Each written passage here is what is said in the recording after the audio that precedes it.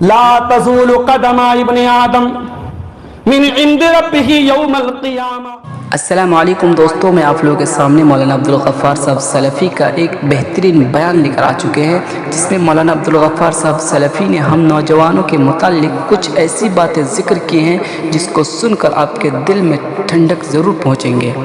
وہ کیا بیان ہے، چلیے اس ویڈیو میں سنتے ہیں، ویڈیو کو آخر تک ضرور سنیں۔ انسان اپنی جگہ سے ہل نہیں سکتا جب تک 5 سوالوں کا جواب نہ دے دے۔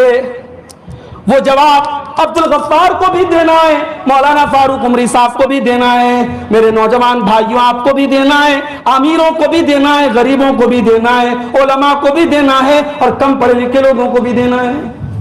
لا تزول قدم ابن آدم، کوئی آدم کا بیٹا بچ نہیں سکتا جب تک ان 5 سوالوں کا جواب نہ دے دے۔ پہلا سوال، ان عمرہ فیما افنا، میرے بندے تو نے اپنی عمر کو کہاں گمایا، تو نے اپنی زندگی کو کہاں فنا کیا، تو نے اپنی زندگی کو کہاں گزارا۔ دوسرا سوال، وان شبابہ فیما ابلا، میرے بندے تو نے جوانی کو کہاں پرانا کیا، تیری جوانی کہاں ختم ہوئی، تو نے جوانی کو کہاں گزارا۔ یا اللہ، پہلا سوال تو تو نے کر لیا پوری زندگی کا، یہ دوسرا سوال الگ سے جوانی کے بارے میں کیوں ہو رہا ہے؟ کیونکہ جوانی انسان کی زندگی کا سب سے گولڈن دور ہے میرے بھائی۔ جو ہمارے بزرگ حضرات بیٹھے ہیں آج، وہ جب چلتے ہیں اور ان کی کمزور ہڈیاں درد کرتی ہیں تو ان کو اپنی جوانی کی طاقت کے دن یاد آتے ہیں۔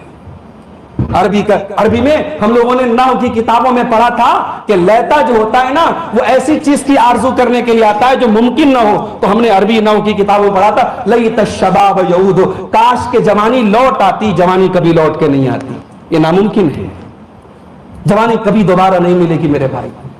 یہ جوانی اس لیے نہیں ہے کہ آپ برباد کر دیں، اس جوانی کا حساب اللہ کیا دینا پڑے گا۔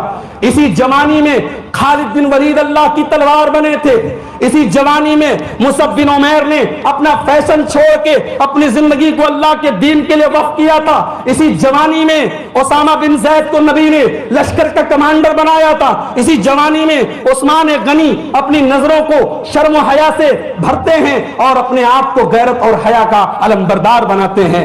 میرے نوجوان ساتھیوں، آپ کی جوانی بڑی قیمتی ہے اور دشمن آپ کو ٹارگٹ کر رہا ہے۔ یہ پہلی وجہ ہے ہمارا نوجوان دین سے دور کیوں ہے، کیونکہ دشمن کے نشانے پر ہے۔ دوسری وجہ، ہمارا نوجوان اس لیے بھی دین سے دور ہے کیونکہ اس نے اپنی زندگی کے مقصد حقیقی کو بھلا دیا ہے۔ زندگی کا مقصد صرف پیسہ کمانا نہیں ہے میرے بھائی، زندگی کا مقصد صرف ایک بہترین زندگی گزارنا نہیں ہے، یہ زندگی ہمیں امانت کے طور پہ ملی ہے۔ تبارک الذی بیدہ الملک وہو علی کل شیء قدیر الذی خلق الموت والحیات لیبلوکم ایکم احسن عملا۔ میرے بندو، ہم نے تم کو دنیا میں اس لیے پیدا کیا ہے تاکہ ہم تمہارا امتحان لے کہ کون زیادہ بہتر عمل کرتا ہے۔ ہمارا عمل کیسا ہے، اللہ امتحان لینے کے لیے ہمیں اس نے پیدا کیا ہے۔ ہمیں اللہ کو راضی کرنا ہے، یہ زندگی کا مقصد ہے۔ اور دنیا کا دستور ہے میرے بھائی کہ جو چیز اپنا مقصد پورا نہ کرے اسے کوڑے کے ڈھیر میں ڈال دیا جاتا ہے، اسے کباڑ میں ڈال دیا جاتا ہے۔ یہ مائک کام نہ کرے، کیوں لگاؤں گا میں اسے؟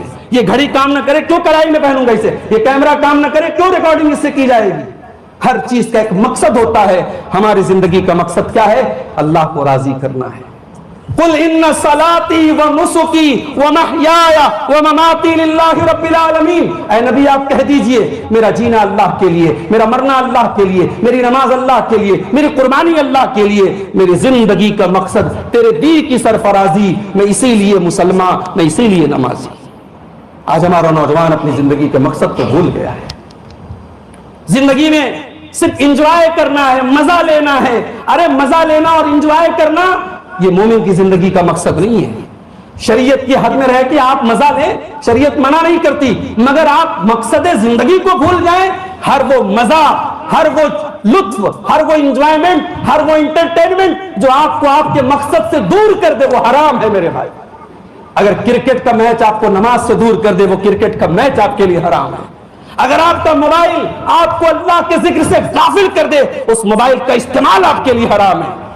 قرآن تو یہاں تک کہتا ہے لا تلہکم اموالکم ولا اولادکم عن ذکر اللہ.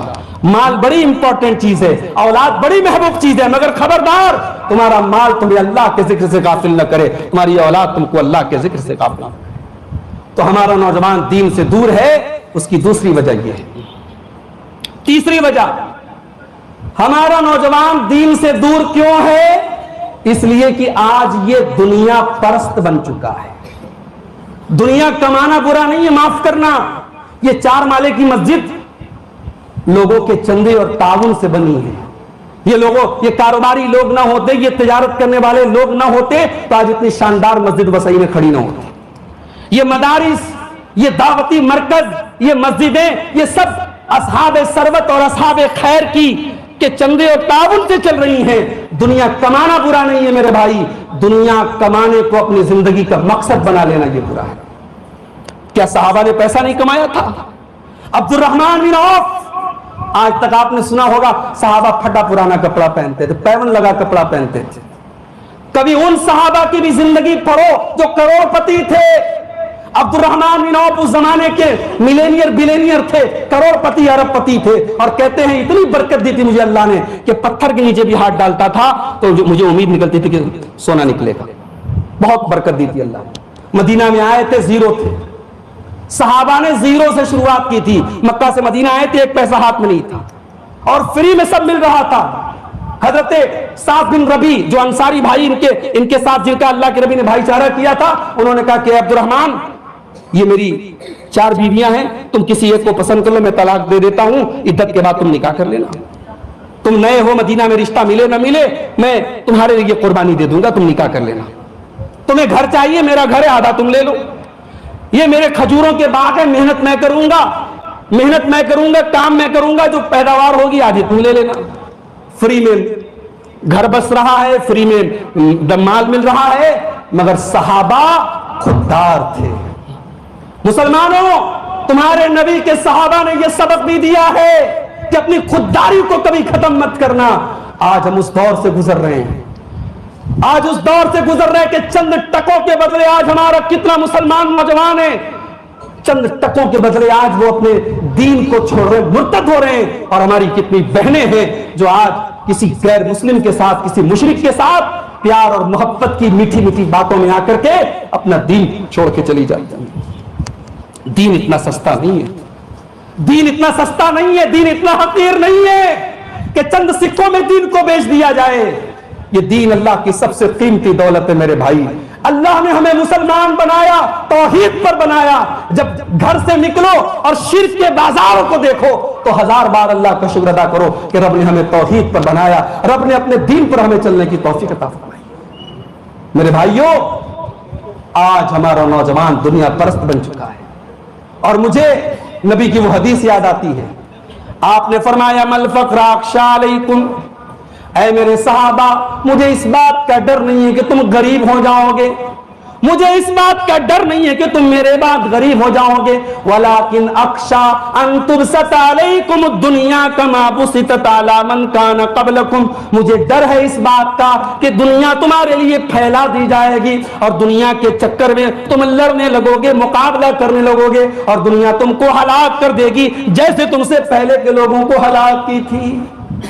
خوب پیسہ کماؤ میرے نوجوان ساتھ, لیکن جائز حد میں رہ کر کے, اور اس پیسہ کمانے کو اپنی زندگی کا مقصد مت بناؤ. اچھا ایک بات بتاؤں آپ کو, بمبئی والے ہیں, بڑے ہوشیار ہوتے ہیں.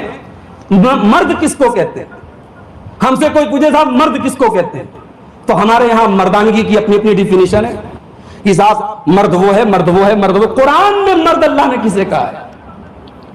یہ بڑا اہم نقطہ بیان کر رہا ہوں, اس کو نوٹ کر لو. اللہ نے مرد کس کو کہا ہے؟ قرآن کا 18واں پارہ کھولو, سورہ نور میں اللہ نے مرد کس کو قرار دیا؟ رجال لا تلہیہم تجارت ولا بیع عن ذکر اللہ واقام الصلاۃ وایتاء الزکاۃ یخافون یوما تتقلب فیہ القلوب والابصار. اللہ نے فرمایا کہ مرد وہ ہیں, وہ بزنس بھی کرتے ہیں, وہ کاروبار بھی کرتے ہیں, لیکن ان کا کاروبار ان کو نماز سے کبھی غافل نہیں کرتا, کبھی اللہ کے ذکر سے غافل نہیں کرتا. مرد تو وہ ہے, وہ مرد نہیں ہے جس کا کاروبار اس کو اللہ سے دور کر دے، جس کی دولت اسے دین سے دور کر دے۔ میرے بھائی، دولت کے ساتھ ساتھ اگر دینداری ہے، یہ سونے پر سہاگا ہے۔ دعا کرو اللہ ایسے دولت مند اور امیروں کو ہمارے سماج میں اور پیدا کرے۔ تو دنیا پرستی میں ہمیں برباد کر دیا۔ اور آگے بڑھیے، ایک اور چیز ہے جس نے ہمارے نوجوانوں کو دین سے دور کیا ہے۔ بھائی، بمبئی سے آپ کو واپی جانا ہے، بہترین ہائی وے بنا ہوا ہے۔ اب آپ اس ہائی وے کو چھوڑ کر کے کوئی ایسا راستہ پکڑ لیں جو آپ کو لے کے جا رہا ہے پونا کی طرف، تو شاید آپ گھوم گھام کر کے واپی پہنچ جائیں، گجرات پہنچ جائیں، مگر آپ کا ٹائم بہت برباد ہوگا۔ یہ ہم دنیا کی بات کر رہے ہیں، دنیا کے راستوں کی بات کر رہے ہیں کہ اگر ایک ہائی وے بنا ہے، ایک بہترین راستہ بنا ہے، تو دنیا کا کوئی بیوقوف ہی ہوگا جو اس راستے کو چھوڑے گا۔ میرے بھائیوں، ہمارے نبی نے بھی ہمیں ایک ہائی وے دیا ہے، اور وہ کون سا ہائی وے ہے؟ ترکتکم علی البیضاء لیلھا کنہارھا لا یزیغ عنھا الا ہالک۔ اے میری امت کے لوگوں، میں تم کو ایسے راستے پر چھوڑ کے جا رہا ہوں جہاں رات بھی دن کی طرح روشن ہے، جو 24/7 وہ راستہ بالکل کلیئر ہے، وہاں تم کو کبھی اندھیرا نہیں ملے گا۔ میں تم کو وہ شریعت دے کے جا رہا ہوں، میں تم کو وہ دین دے کے جا رہا ہوں جہاں تم کو کبھی اندھیرا نہیں ملے گا، اور اگر اس سے تم ہٹو گے تو تم ہلاک ہو جاؤ گے، برباد ہو جاؤ گے۔